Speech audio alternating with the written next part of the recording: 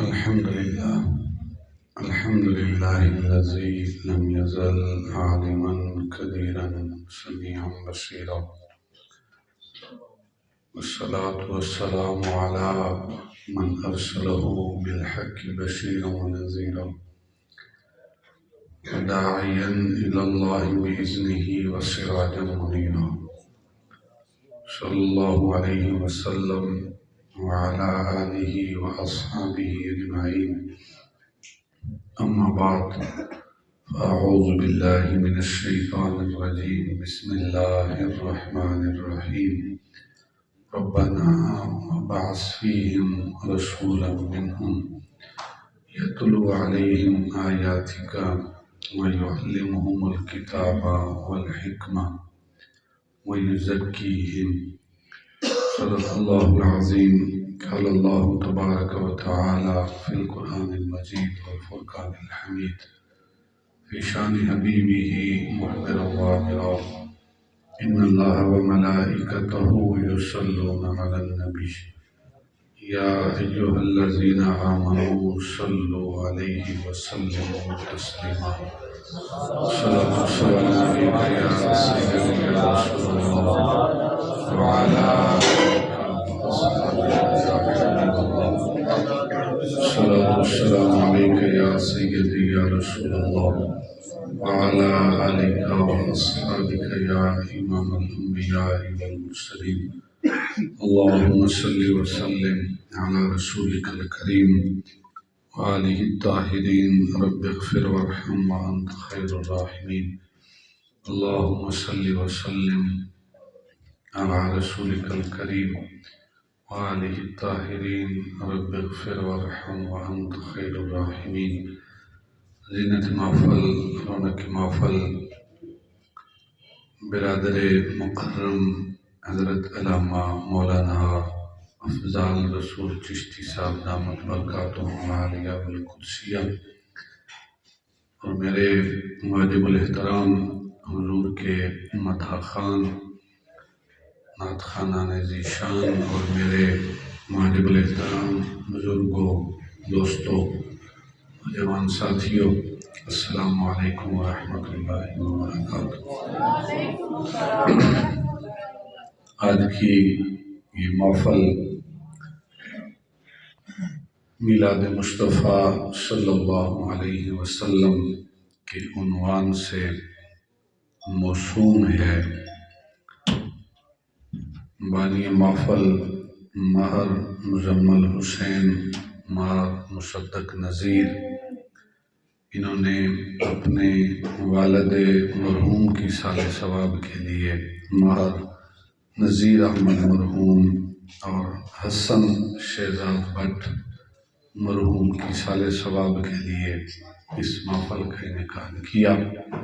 میں دعا گو ہوں خالق کائنات مرحوم ماہر نذیر احمد اور حسن شہزاد بٹ کی کامل بخشش و مغفرت فرمائے۔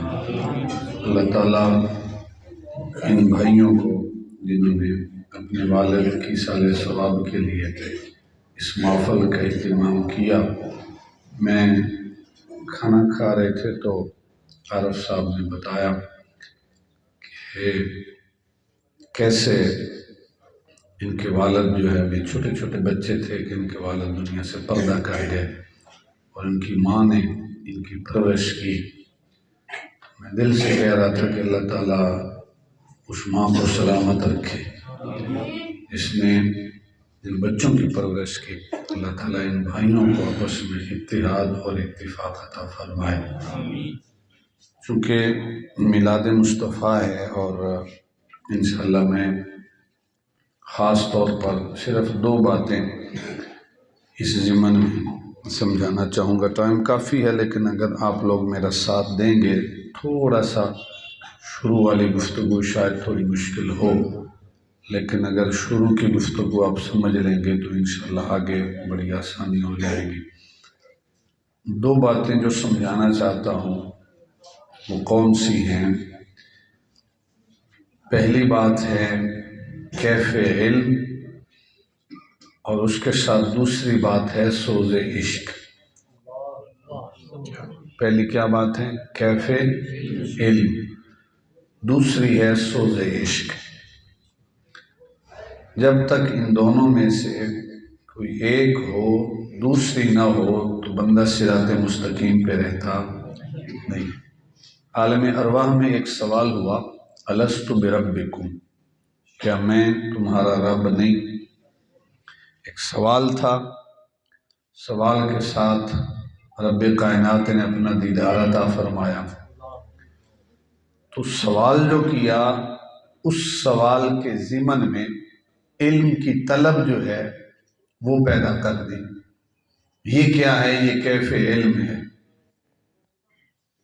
اور سب سے پہلے جس نے جواب دیا وہ اللہ کے محبوب کی ذات گرامی ہے۔ محبوب خدا نے ارشاد فرمایا، بلا کیوں نہیں باری تعالیٰ، تو ہمارا رب ہے۔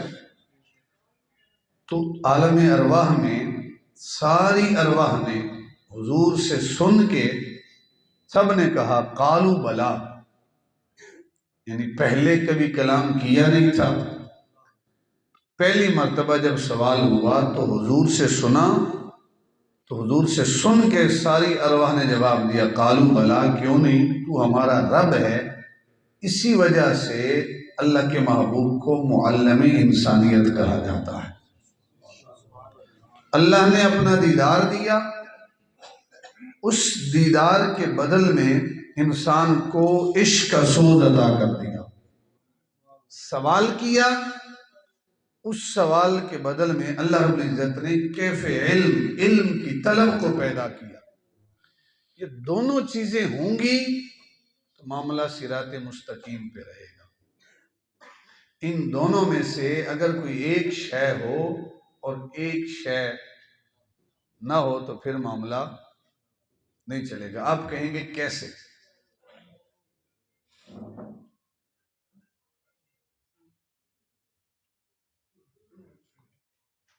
باتیں نہیں بھائی، بچے باتیں نہیں کرتے، پہلے جو کر لی ہیں اب توجہ میری طرف رہے، اب باتیں نہیں کرنی، ٹھیک ہے؟ ماشاءاللہ بڑے سمجھدار آپ، اچھے بچے ہیں، تو جو ہے میری طرف کوشش کریں گے، جو باہر بھی ساتھی باتیں کر رہے ہیں ان کو بھی اندر بلا لیں، پھر دروازہ اگر تھوڑا بند کر دیں تاکہ ان کی آواز اندر نہ آئے، یعنی ایک محفل کا ماحول ہونا چاہیے۔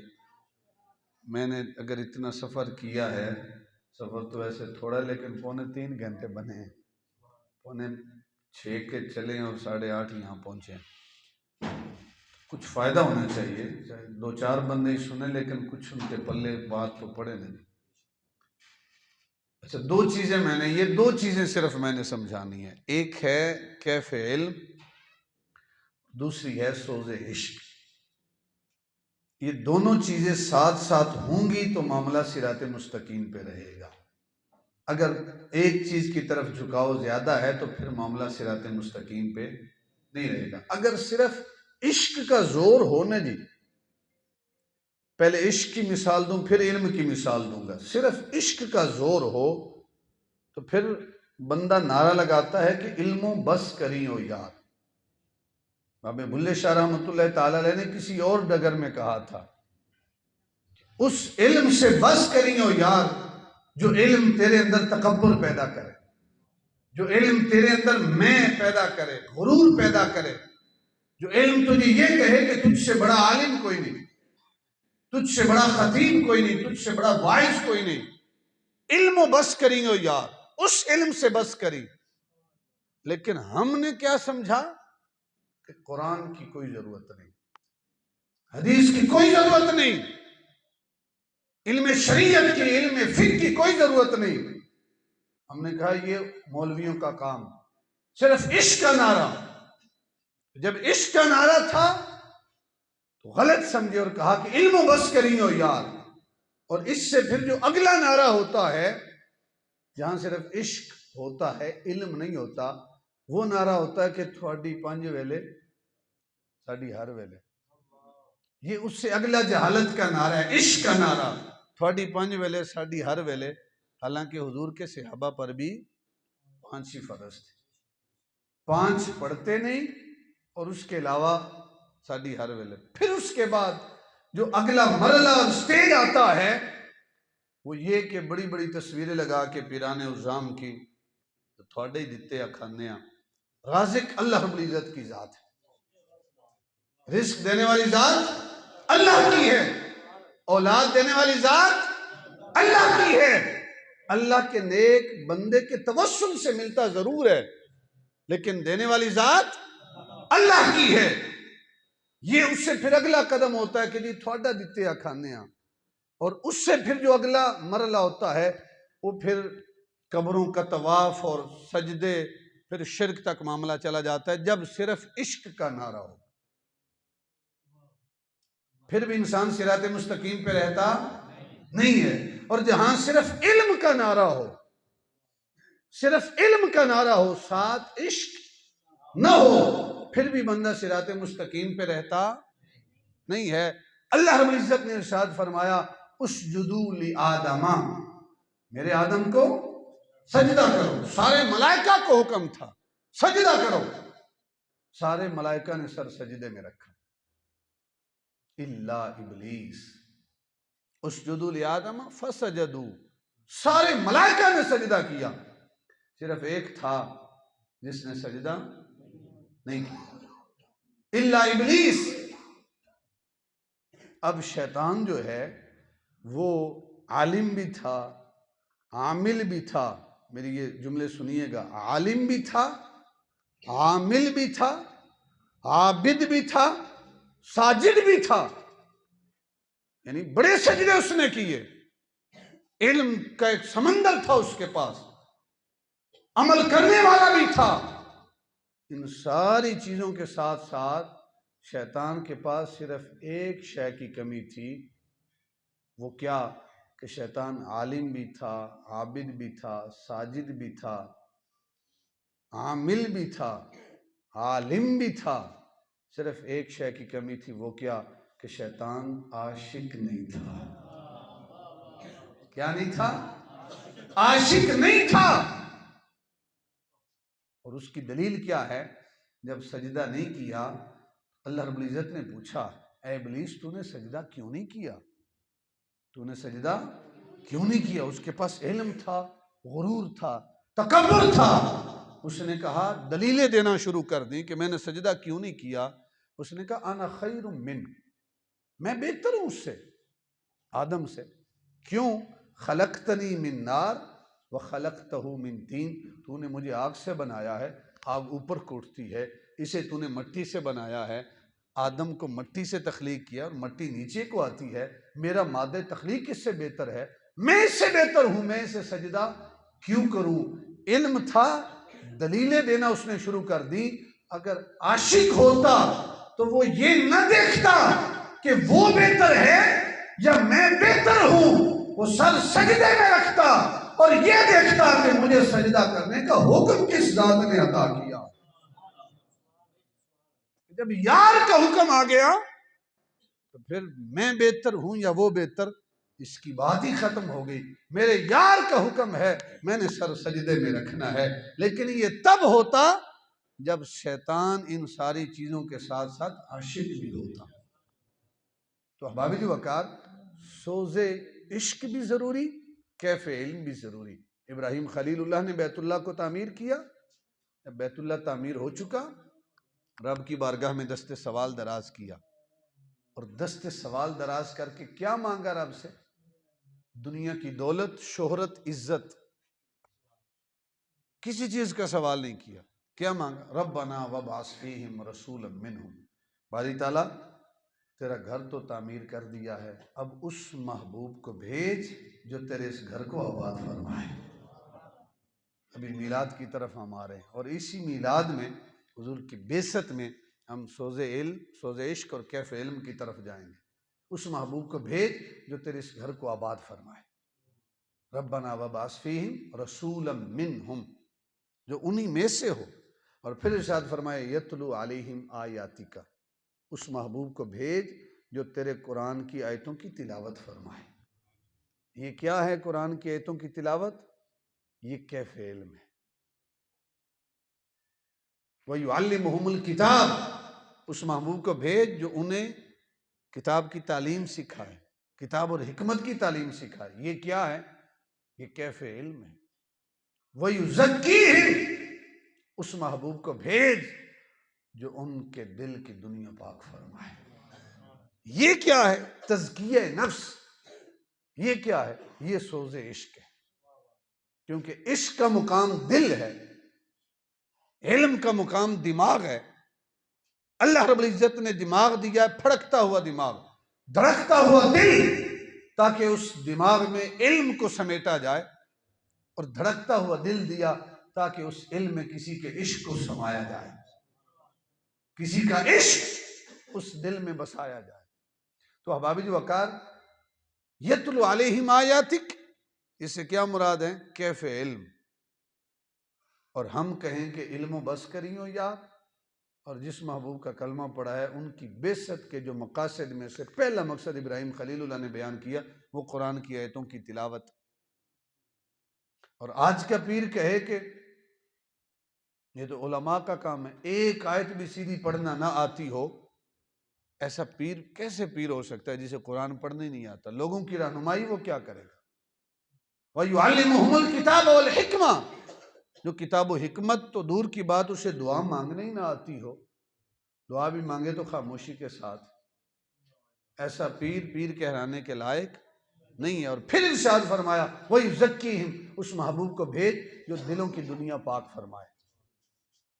اب یہ جہاں، یہ میری بات یاد رکھیں، آج ہمارے حالات اس لیے بگڑ گئے ہیں کہ جو دیگر لوگ ہیں نا، ان کا جو پیسہ ہے وہ مدارس میں جاتا ہے، ہمارا جو پیسہ ہے وہ خانقاہوں پہ جاتا ہے، وہ پیران عظام کے سامنے نذرانے کے طور پہ پیش ہوتا ہے۔ ہم نہیں دیکھتے کہ وہ نذرانہ آگے جاتا کہاں ہے۔ ہاں، اگر اس خانقاہ میں علم کا کام ہو رہا ہے، علماء تیار ہو رہے ہیں، تو آپ کا پیسہ ٹھیک جگہ پہ صرف ہو رہا ہے۔ اور اگر اس پیسے کا استعمال کتوں کی بھیڑی اور جو ہے وہ مرغوں کی بھیڑی اور گھوڑوں کی دوڑ پہ صرف ہو رہا ہے، تو پھر قیامت کے دن آپ کے پیسے کے بارے میں پوچھا جائے گا کہ میں نے تمہیں آنکھیں دی تھی، اپنا پیسہ کدھر برباد کرتے رہے۔ یہ چیزیں سوچ کے پیسہ دینا چاہیے۔ ہمارا پیسہ جو ہے خانقاہوں میں گیا، ان کا پیسہ مدارس میں گیا۔ آج ان کے مدارس مضبوط ہیں، ہمارے مدارس آج کمزور ہیں۔ ان کے علماء مضبوط ہیں، ہماری آج کیفیت کیا ہے؟ جو بڑے بڑے مدارس ہیں آج وہ ہمارے مقروض ہیں۔ خانقاہوں پہ پیران عظام کے سامنے لازمی نذرانہ پیش کریں، لیکن یہ دیکھیں کہ یہ میرا نذرانہ دین کی خدمت میں صرف ہوگا یا پیر صاحب کی جو گاڑی ہے اس کا سٹیٹس یا اس کا جو ماڈل ہے وہ اپ گریڈ ہوگا۔ یہ دیکھیں علماء کہاں تیار ہو رہے ہیں۔ سوز عشق بھی دیکھیں، کیف علم بھی دیکھیں۔ جہاں یہ دونوں چیزیں نظر آ جائیں وہاں اپنا ہاتھ دے دیں، اور جہاں ان دونوں میں سے ایک چیز ہو دوسری چیز نہ ہو، صرف عشق کا نعرہ ہو تو پیچھے ہٹ جائیں، صرف علم کا نعرہ ہو، عشق نہ ہو، تصوف نہ ہو، وہاں بھی پیچھے ہٹ جائیں، اپنا ہاتھ نہ دیں۔ میں بات کرنے جا رہا ہوں 7ویں صدی ہجری کا آغاز ہے، ایک ایسی شخصیت کی کہ جس کے پاس سوز عشق بھی تھا اور کیف علم بھی تھا۔ 7ویں صدی ہجری کا آغاز ہے، تاتاریوں نے شہر بغداد کے اوپر حملہ کیا۔ جب شہر بغداد پہ حملہ کیا، اور اتنے ظالم اور سفاک لوگ تھے تاتاری کہ ایک دن میں 2.5 لاکھ سے زیادہ مسلمانوں کو شہید کیا۔ کتنے؟ 2.5 لاکھ سے زیادہ ایک دن میں مسلمانوں کو شہید کیا۔ اور تاتاریوں کے متعلق اتنا تھا کہ جس شہر میں داخل ہوتے تھے وہاں سے مسلمان نکل جاتے تھے۔ جو مسلمان تاتاری کے سامنے آتا تھا اس کا سر تن سے جدا کر دیا جاتا تھا، سر قلم کر دیا جاتا تھا۔ تو کسی مسلمان کی جرت نہیں ہوتی تھی کہ تاتاری شہزادہ شہر میں آئے اور کوئی مسلمان شہر کے اندر رہے۔ ایک مرتبہ تاتاری شہزادہ دربند شہر ہے، اس کے اندر آتا ہے، پولیس والے فوج والے پہلے آتے ہیں اور شہر کا صفایا کرواتے ہیں۔ وہی پولیس والے وہ فوجی مسجد میں گئے، 2 درویش بیٹھے ہیں، ایک کا نام شیخ احمد دربندی رحمت اللہ تعالی علیہ ہے، اور یہ وہ شخصیت ہے جسے اللہ نے سوز عشق بھی عطا کیا ہے اور کیف علم بھی عطا کیا ہے۔ کیف علم سے بھی نوازا ہے، اللہ نے علم بھی عطا کیا ہے، عشق کا سوز بھی عطا کیا ہے، اور ساتھ ایک خلیفہ ایک مرید ہے، بیٹھے ہیں اللہ اللہ کر رہے ہیں، پولیس والے آئے، انہوں نے کہا چلو اس مسجد سے نکلو، صاف کرو اس شہر کو۔ وہ کہتے ہیں کسی کی جرت ہی نہیں ہے کہ جو ہمیں اللہ کے اس گھر سے نکال سکے۔ فوجی بڑے حیران ہوئے کہ کیسی بات کر دی، پھر کہا فقیر ہیں، ان کے بیٹھے رہنے سے کیا ہوتا ہے، ٹھیک ہے مجذوب ہیں، انہوں نے بات کر دی، کوئی نہیں، فرق نہیں پڑتا، انہوں نے چھوڑ دیا ویسے ہی کہ فقیر ہیں مجذوب ہیں، ان کا کیا کرنا۔ شہزادہ آیا، اس نے پوچھا کہ شہر میں کوئی مسلمان رہ تو نہیں گیا؟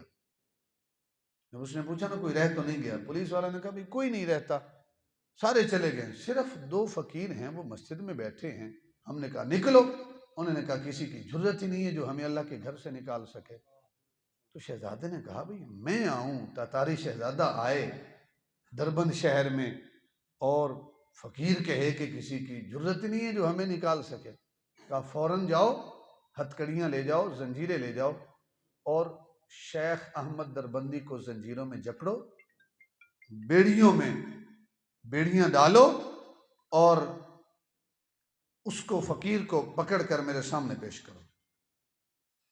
پولیس والے گئے اور انہیں کیا کیا، شیخ احمد دربندی اور آپ کا جو غلام تھا، خادم تھا، ان دونوں کو پکڑا، ہتکڑیاں ڈالی، بیڑیاں ڈالی، زنجیروں میں جکڑا اور شہزادے کے سامنے پیش کر دیا۔ اب دیکھیں کامل یقین کتنا ہے رب کی ذات کے اوپر، لیکن یہ یقین تب آتا ہے جب سوز عشق بھی ہو اور کیف علم بھی ہو۔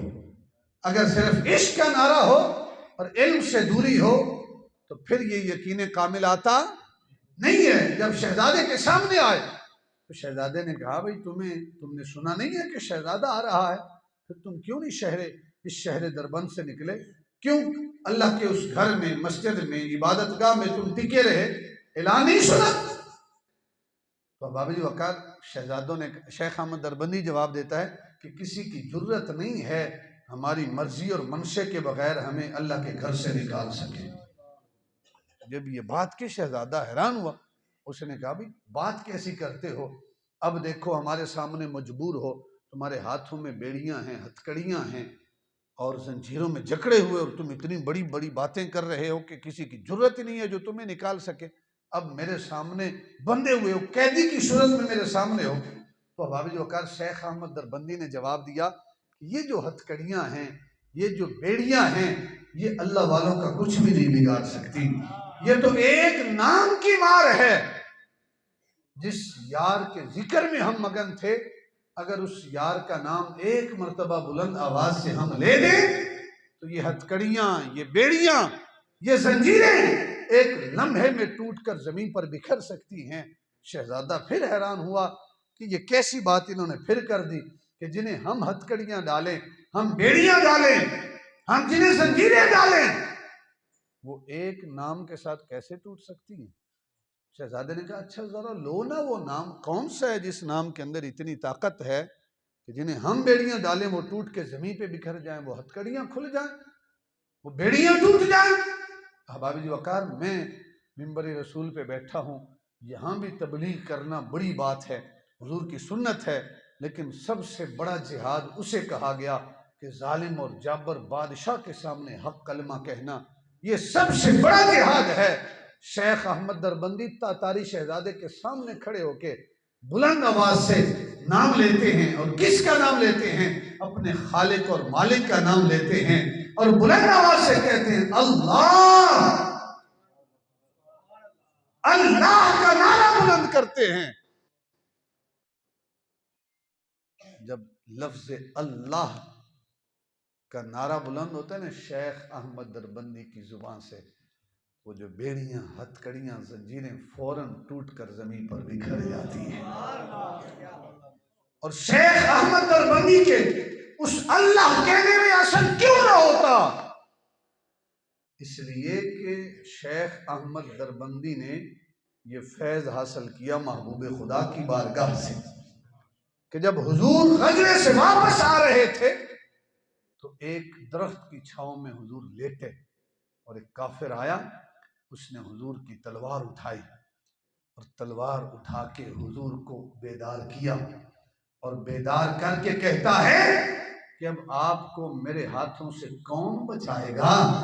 تو محبوب خدا نے صرف ایک جملہ کہا میرا اللہ بچائے گا۔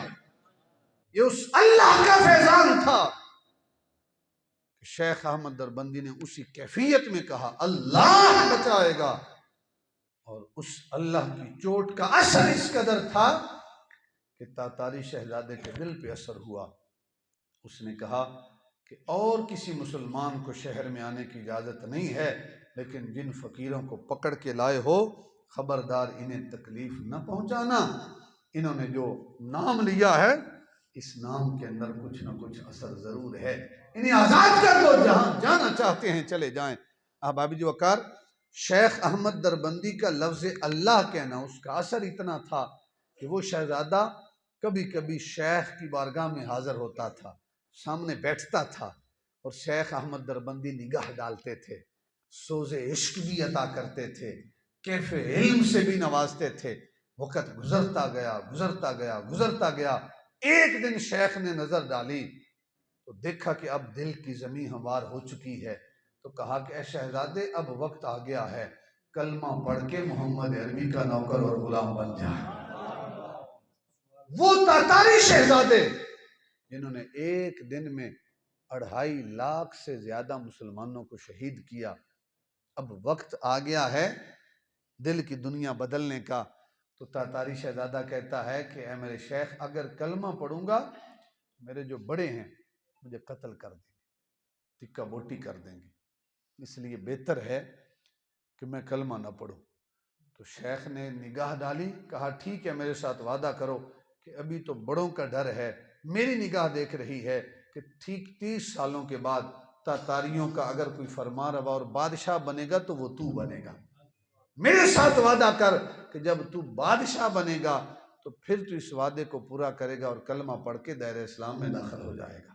شہزادے نے کہا کیا میں بادشاہ بھی بنوں گا؟ تو شیخ احمد دربندی رحمۃ اللہ تعالی علیہ کہتے ہیں ہاں میری نگاہ دیکھ رہی ہے۔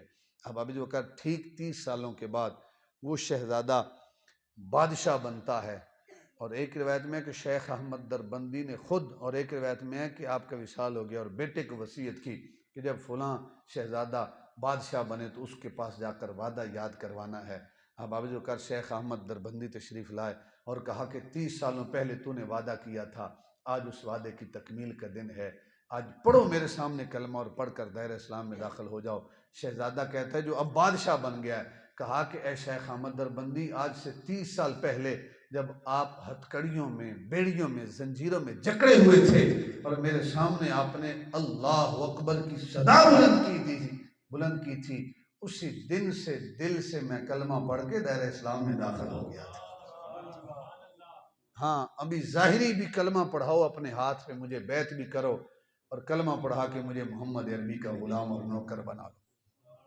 یہ ہے سوز عشق اور کیف علم۔ احباب جی وقار، شہزادے نے کلمہ پڑھا، اپنے وزیروں کو بلایا اور کہا کلمہ پڑھو گے تو میرے وزیر رہو گے، نہیں تو نکل جاؤ۔ سارے وزیروں نے پڑھا، رعایا سے کہا کلمہ پڑھ لو۔ وہ تاتاری جنہوں نے ایک دن میں 2.5 لاکھ سے زیادہ مسلمانوں کو شہید کیا تھا، کسی سوز عشق اور کیف علم والے کی نظر تھی کہ وہ دن بھی آیا جب تاتاری خود ایک دن میں 2.5 لاکھ سے زیادہ کلمہ پڑھ کے خود دائرہ اسلام میں داخل ہو رہے تھے۔ اقبال کی نظر اٹھی تو کہا کہ کس طرح شعر ہے کہ کعبے پاسباں مل گئے کعبے کو صنم خانے سے، کہ جو بتوں کے پجاری تھے وہاں سے کعبے کے پاسباں پیدا ہو گئے۔ تو یہ تاتاری شہزادے کی طرف اشارہ ہے۔ تو احباب جو وقار کیف علم بھی ضروری ہے اور سوز عشق بھی۔ محبوب خدا یہی سوغات لے کے آئے ہیں۔ حضور کا انداز کیا ہے، حضور کیسے سوز عشق اندر پیدا کرتے ہیں۔ حضور نبی اکرم صلی اللہ علیہ وسلم تشریف لے کے جا رہے ہیں اپنے صحابہ کے ساتھ، کچھ بچے کھیل رہے ہیں، ان بچوں میں ایک تھوڑی بڑی عمر کا بچہ ہے جس کا نام ابو محذورہ ہے، اور ابو محذورہ بچوں کے ساتھ کھیل رہا ہے، لیکن کھیلنے کا انداز کیا ہے کہ ابو محذورہ اذان کی نقلیں اتار رہا ہے۔ کیا کر رہا ہے؟ اذان کی نقلیں اتار رہا ہے، اور کس طرز پہ، جس طرز پہ بلال اذان دیتے ہیں نا جی، ابو محذورہ نے کلمہ نہیں پڑھا، اسی طرز پہ ابو محذورہ اذان دے کے سیدنا بلال کی نقلیں اتار رہا۔ تو جب محبوب خدا نے سنا تو سرکار نے بلایا۔ جب ابو معذورہ کو پتہ چلا کہ اللہ کے محبوب نے بلایا تو ڈرنے لگا، کانپنے لگا کہ میں اذان کی نقلیں اتار رہا ہوں، مجھے سرکار سزا نہ دیں، زد و کوب نہ کریں۔ تو ڈرتا ہوا حضور کی بارگاہ میں حاضر ہوا۔ جب سرکار کی بارگاہ میں حاضر ہوا تو سرکار نے پوچھا کہ ابو معذورہ کیا کر رہے تھے؟ کہا حضور میں اذان کی نقلیں اتار رہا تھا۔ کہ کس کی طرز پہ اذان دے رہے تھے؟ کہا جس طرح بلال اذان دیتے نا اسی طرز پہ میں بھی اذان دے کے نقلیں اتار رہا تھا۔ اب آپ جو وقار ہم میں سے کوئی ہوتا تو فتویٰ لگا دیتا، لیکن اللہ کے محبوب کا انداز کتنا خوبصورت ہے۔ سرکار نے نہیں ارشاد فرمایا کہ نقلیں کیوں اتار رہے ہو، تمہارے اوپر تو فتویٰ لگتا ہے۔ سرکار نے ارشاد فرمایا اے ابو معذورہ، جس طرح وہاں کھڑے ہو کے نقلیں اتار رہے تھے نا، ذرا میرے سامنے بھی کھڑے ہو کے نقلیں اتارو نا، کس طرح تم اذان کی نقلیں اتارتے ہو۔ ابو محذورہ نے اذان دینا شروع کی، اللہ اکبر اللہ اکبر، اشہد ان لا الہ الا اللہ، اشہد ان محمد رسول اللہ۔ جب یہاں پہنچے محمد اللہ کے رسول ہیں تو محبوب خدا نے ایک نگاہ اٹھائی اور ابو محذورہ کے دل پہ ڈالی، ایک نگاہ اٹھائی ابو محذورہ کے دل پہ ڈالی۔ یہ ہے اب سوز عشق منتقل کرنے کا مقام۔ ایک نگاہ اٹھائی ابو محذورہ کے دل پہ ڈالی۔ ابو محذورہ نے اذان مکمل کی، حی علی الصلاۃ حی علی الفلاح، اللہ اکبر اللہ اکبر، لا الہ الا اللہ۔ جب اذان مکمل ہوئی تو سرکار نے ارشاد فرمایا ابو محذورہ ٹھیک ہے جا، چلا جا، اب تجھے اجازت ہے۔ لیکن ابو محذورہ ہاتھ باندھ کر عرض کرتے ہیں یا رسول اللہ، اب ابو محذورہ کہیں جانے کے قابل نہیں رہا، اب کہیں جانے کے قابل نہیں رہا۔ یا رسول اللہ، اب جدھر جدھر اللہ کا محبوب جائے گا ابو محذورہ پیچھے پیچھے جائے گا۔ ابو محذورہ کیا ہوا ہے؟ میں نے تو کچھ نہیں کہا، میں نے تو کوئی زد و کوب نہیں کیا، میں نے تو برا بھلا نہیں کہا۔ ابو محذورہ کیا ہوا ہے؟ کہا یا رسول اللہ میں تو نقلیں اتار رہا تھا، لیکن جب میں اس جملے پہ پہنچا اشہد ان محمد رسول اللہ، آپ نے نگاہ اٹھائی میرے سینے پہ ڈالی۔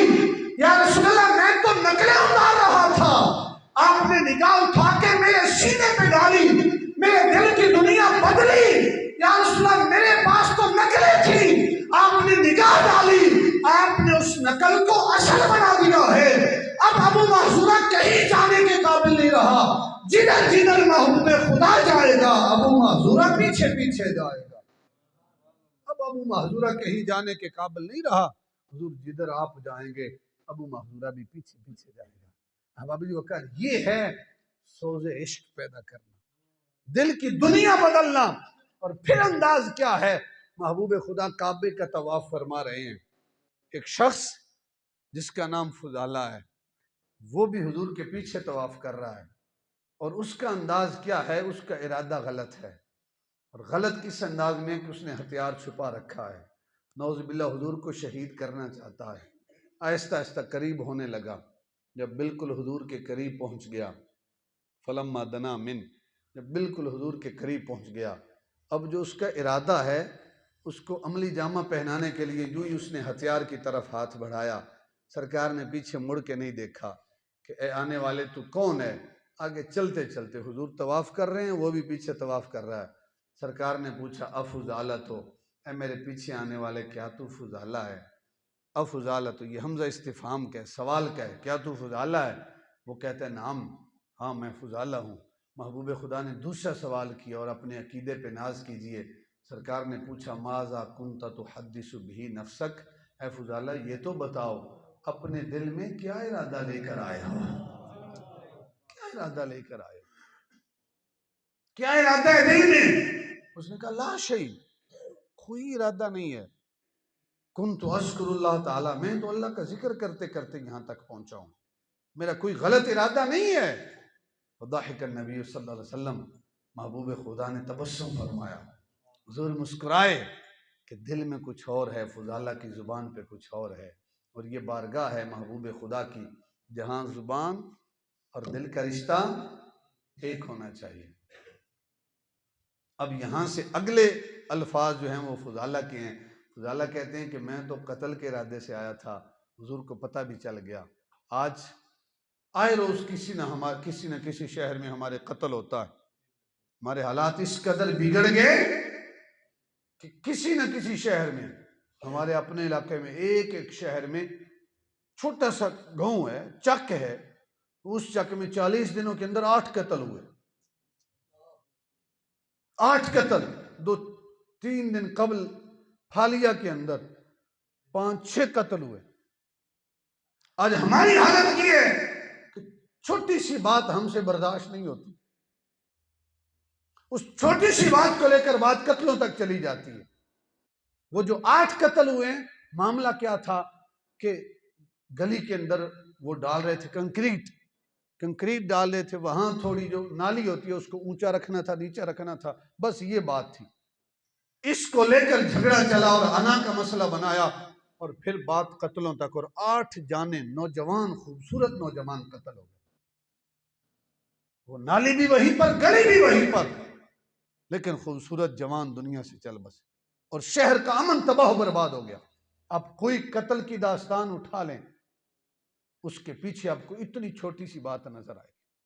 پچھلے دنوں ملک وال کے اندر ایک نوجوان جو بہنوں کا اکلوتا بھائی تھا، کتنے سالوں کے بعد آیا تھا باہر سے، یورپ سے، اور جب واپس آیا اس کی شادی تھی 2-4 دنوں کے بعد، کسی نے شہر کے اندر اس کو قتل کر دیا۔ ان بہنوں پہ کیا گزرتی ہوگی؟ یہ حسن شہزاد بٹ، یہ نوجوان تھا بیچارہ، کسی نے اس کو راہ جاتے جو ہے، آج ہم کس ڈگر پہ چل پڑے ہیں، جبکہ محبوب خدا جن کا کلمہ پڑھتے ہیں، میلاد آتے ہیں تو نعرے لگاتے ہیں غلام یہ رسول میں موت بھی قبول ہے، ان کا انداز کیا ہے؟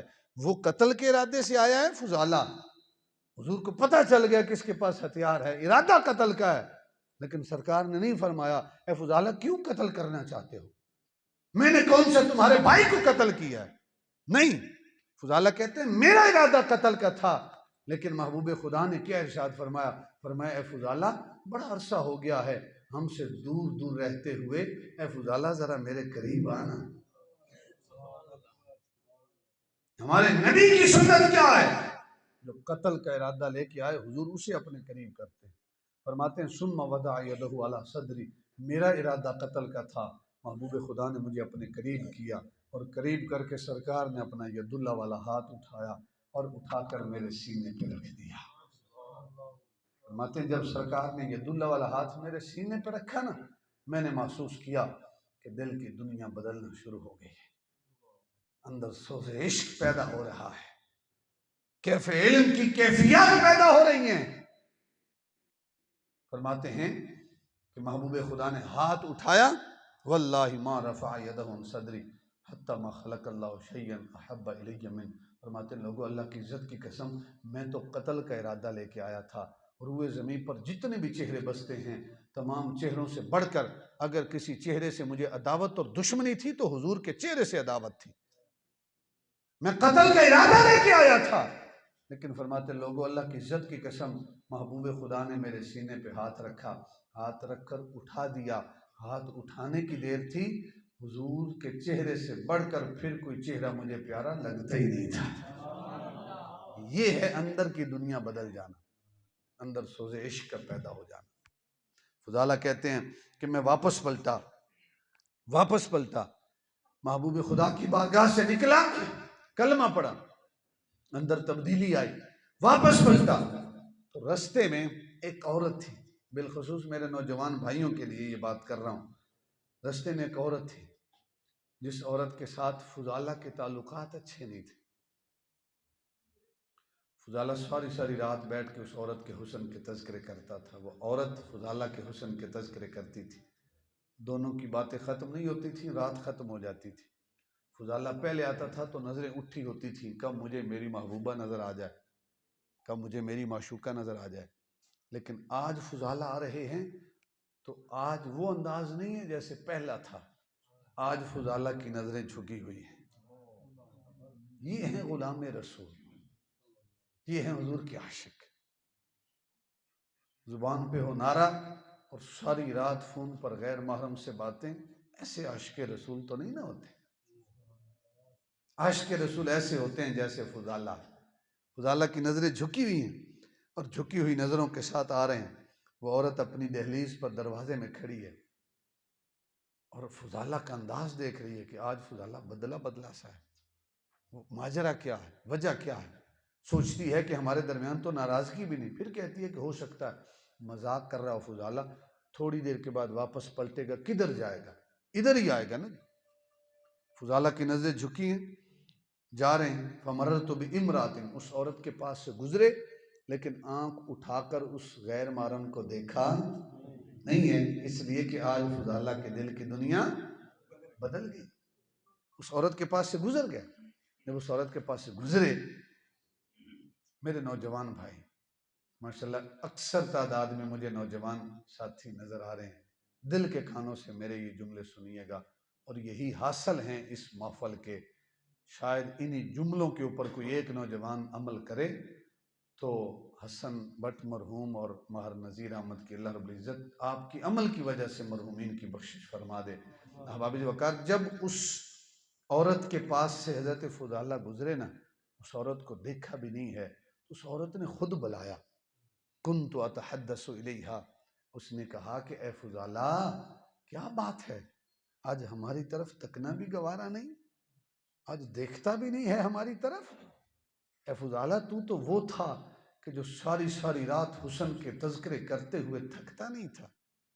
اے فضالہ تو وہ تھا جو کبھی لب و رخسار کی باتیں، کبھی قد کی باتیں، کبھی بالوں کی باتیں، کبھی ہونٹوں کی باتیں، کبھی پلکوں کی باتیں، اے فضالہ تیری تو باتیں ختم نہیں ہوتی تھی، آج میری طرف تکتا بھی نہیں ہے۔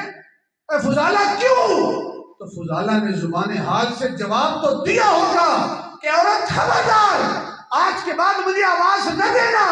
اس نے پوچھا ہوگا کہ فضالہ کیوں، یہ بے رخی کیوں؟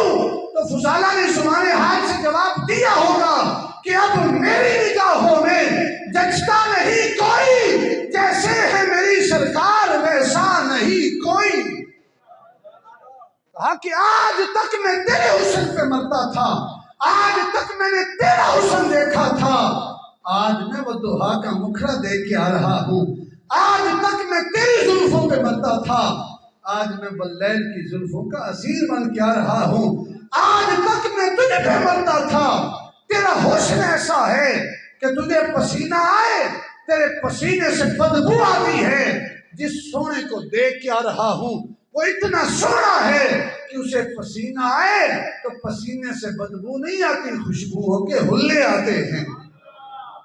کہا فضالہ اب تیرے کام کا نہیں رہا۔ اس نے جب پکارا تو کہا یا اب اللہ علیہ والاسلام، میرا اسلام، میرا خدا اور میرا مصطفیٰ تیری طرف دیکھنے سے مجھے منع کرتا ہے، میرا مصطفیٰ مجھے منع کرتا ہے، میری نظریں تیری طرف نہیں اٹھ سکتی۔ اے میرے نوجوان بھائی، اگر کہیں ایسا موقع آ جائے تو پھر تم نے یہ بات یاد رکھنی ہے کہ میرے محبوب نے مجھے منع کیا ہے، قبر میں حضور تشریف لائیں گے تو میں کیا منہ دکھاؤں گا۔ ایک نوجوان ہے ہمارے علاقے کے قریب، ابرار اس کا نام ہے، وہ سیالکوٹ میں کام کرتا تھا، تو یہاں کا پانی راس نہیں آیا، واپس چلا گیا۔ بڑا بھائی تھا، بہن بھائیوں کے لیے کما کر لانے والا وہی تھا، تو گھر جھاڑی کرنا شروع کر دی اس نے۔ ایک فیملی انگلینڈ سے آئی، انہوں نے کہا کہ ابرار تم بے روزگار ہو؟ اس نے کہا ہاں۔ کہا کہ ہم تمہیں روزگار دیتے ہیں۔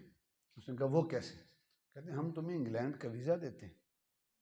اس نے کہا میرے پاس تو 1 روپیہ بھی نہیں ہے۔ انہوں نے کہا کوئی بات نہیں، ٹکٹ بھی ہم کرواتے ہیں، ویزا بھی دیتے ہیں، ادھر کام کر کے کچھ ہمیں دینا، کچھ گھر بھیجنا، تو ایسا کر کے معاملہ کر لیں گے۔ اس نے کہا ساری زندگی آپ لوگوں کا احسان نہیں فراموش کروں گا، احسان فراموش نہیں بنوں گا، احسان یاد رکھوں گا ساری زندگی تمہارا۔ لیکن جو انگلینڈ والی فیملی تھی اس نے کہا ایک شرط ہے ہماری۔ اس نوجوان نے کہا کون سی شرط؟ کہا شرط یہ ہے کہ تیرے چہرے پہ سنت رسول ہے، انویسٹیگیشن والے معاملات بڑے سخت ہوتے ہیں، بہتر یہ ہے کہ داڑھی منڈوا دے، ہم تمہیں فری میں انگلینڈ کا ویزا دیتے ہیں۔ بڑے بڑے نوجوانوں کو میں نے خود دیکھا کمپرومائز کر جاتے ہیں، عقیدے پہ، مسلک پہ، ایک چائے کی پیالی پہ کمپرومائز کر جاتے ہیں، ایک ایک ویزے پہ، مرزئی اور قادیانی اور پتہ نہیں کیا کہاں سے کہاں تک چلے جاتے ہیں صرف اس دنیا کی خاطر۔ اس نوجوان نے سنا تو غریب تو تھا، اسے ضرورت بھی تھی، لیکن اس نوجوان نے کہا مجھے ایک بات تو بتاؤ، ٹھیک ہے میں داڑھی منڈواتا ہوں، تم مجھے ویزا دیتے ہو، میں انگلینڈ جاؤں گا، کتنے سال کام کروں گا، 20 سال، 30 سال، 40 سال، پھر اس کے بعد واپس آنا ہے؟ انہوں نے کہا واپس آنا ہے۔ کہا پھر عمر ہوگی 60 سال، 70 سال، 70 سال کے بعد موت آنی ہے؟ انہوں نے کہا موت آنی ہے۔ کہا جب کفن پہنایا جائے گا، غسل دیا جائے گا، جنازہ پڑھایا جائے گا، پھر کہاں رکھا جائے گا؟ کہا قبر میں۔ کہا جب قبر میں رکھا جائے گا، منکر نکیر آئیں گے اور سوال کریں گے، پھر سوال ہوگا ماذا کنت تحدث، پھر سوال ہوگا ماذا ما کنت تکون فی حق ھذا الرجل، اس شخصیت کے بارے میں کیا کہا کرتا تھا؟ جب قبر میں محبوب خدا کو منہ دکھانا ہے، اگر میں نے حضور کی سنت کا قتل عام کیا تو میں حضور کو کیا منہ دکھاؤں گا؟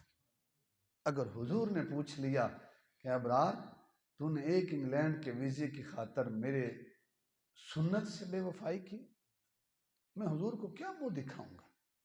انگلینڈ والوں تم ہی بتا دو مجھے، میں حضور کو کیا منہ دکھاؤں گا؟ وہ جو بے روزگار نوجوان تھا، یقین کریں آج کل وہ دبئی میں ہے، وہاں پہ کام کر رہا ہے، اللہ تعالیٰ اسے رزق حلال دے، خوبرو نوجوان ہے، ابھی اس کی شادی بھی نہیں ہوئی۔ اس نے کہا کہ نبی کی سنت کا قتل عام کر کے تم سے انگلینڈ کا ویزا لوں، اس سے بہتر ہے کہ میں سنت کو سلامت رکھتا ہوں، نبی سے بے وفائی نہیں کرتا، تمہارے انگلینڈ کے ویزے کو میں اپنی پاؤں کی ٹھوکر پہ مارتا ہوں۔ آج بھی ایسے نوجوان موجود ہیں لیکن کم ہیں، جو ہیں وہ پھر مخلص ہیں۔ آپ ابھی وقار کوشش کریں کہ حضور کے ساتھ صحیح معنوں میں وفا کریں۔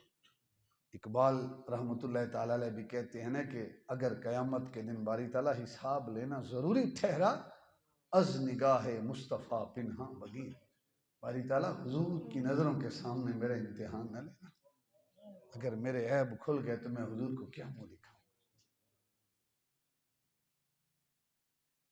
تو آج یہ نہ کہو کہ میں یہاں داڑھی منڈواتا ہوں، میں حضور کی سنتوں کا قتل عام کرتا ہوں، کسی کو کیا فرق پڑتا ہے؟ نہیں، تیرے اعمال ہر روز حضور کی بارگاہ میں پیش ہوتے ہیں۔ محبوب خدا کی حدیث مبارک ہے، اچھے عمل دیکھتا ہوں تو اللہ کی حمد بیان کرتا ہوں، اور اگر اچھے عمل نہیں ہوتے تو یہ نہ کہہ کہ میرا عمل ہے، نہیں، گنبد خضراء میں قلب مصطفیٰ کو تکلیف ہوتی ہے، وہ کیسا عاشق ہے جو حضور کو تکلیف دے؟ تو بابا جی وقار سوز عشق بھی ضروری، کیف علم بھی ضروری، علم کی خیرات بھی ضروری اور ساتھ عشق کا نعرہ بھی ضروری۔ اگر ان دونوں چیزوں میں ایک شے ہو، ایک نہ ہو، تو پھر معاملہ صراط مستقیم پہ نہیں ہے۔ اس پیر کے ہاتھ میں اپنا ہاتھ دیں جہاں علم کی خیرات بھی دیکھیں، جہاں عشق کی خیرات بھی دیکھیں، جس پیر کی نظر تمہاری جیب تک ہی رک نہ جائے بلکہ اندر دھڑکنے والے دل تک تمہاری نظر اس کی نظر جائے، اس کو بدل کے رکھے، جو غریبوں کو دور نہ بٹھائے، کلین شیو و انگلینڈ والے ویزوں کو پاس نہ بٹھائے، بلکہ غریب اور امیر پیر کی نظر میں کوئی فرق نہ ہو، بلکہ جو جتنا متقی اور پرہیزگار ہو وہ پیر کے اتنا قریب ہو، وہ صحیح معنوں میں پیر ہے، جو تمہارے دل کی دنیا بدلنا جانتا ہو، جو نذرانہ لے اپنی جیب میں نہیں، دوسرا مرید دیکھے کہ یار وہ ضرورت مند ہے، ادھر سے لے کے ادھر دے دے، وہ صحیح معنوں میں پیر ہے۔ اور ایسے آج بھی ہیں جہاں میں، اللہ تعالیٰ ہمیں نظریں عطا فرمائے کہ ہم ان پیروں کو دیکھ سکیں۔ اللہ تعالیٰ جس مقصد کے لیے آج کی اس محفل کا انعقاد کیا، مہر مزمل حسین ماشاءاللہ ابھی چھوٹی سی عمر ہے اور اس عمر میں اتنا ذوق کہ اپنے والدین، اپنے والد کے لیے بالخصوص جو ہے اس سال ثواب کی محفل سجانا اور پھر آپ سب ساتھیوں کو دعوت دینا، یقیناً ایک دن میں نہیں ہوتا، اس کے لیے بڑی سوچ و بچار کی ضرورت ہوتی ہے۔ تو ان کے جتنے بھی دوست ہیں، جتنے ساتھی ہیں جنہوں نے اس محفل کو سجایا، میں دعا گو ہوں خالق کائنات ان سب ساتھیوں کی اس کوشش کو، کاوش کو اپنی بارگاہ میں شرف قبولیت عطا فرمائے۔ اللہ تعالیٰ مرحوم مار نذیر احمد اور مرحوم حسن بٹ صاحب، اللہ تعالیٰ ان مرحومین کی بخشش و مغفرت فرمائے۔ وآخر دعوانا ان الحمد للہ رب العالمین۔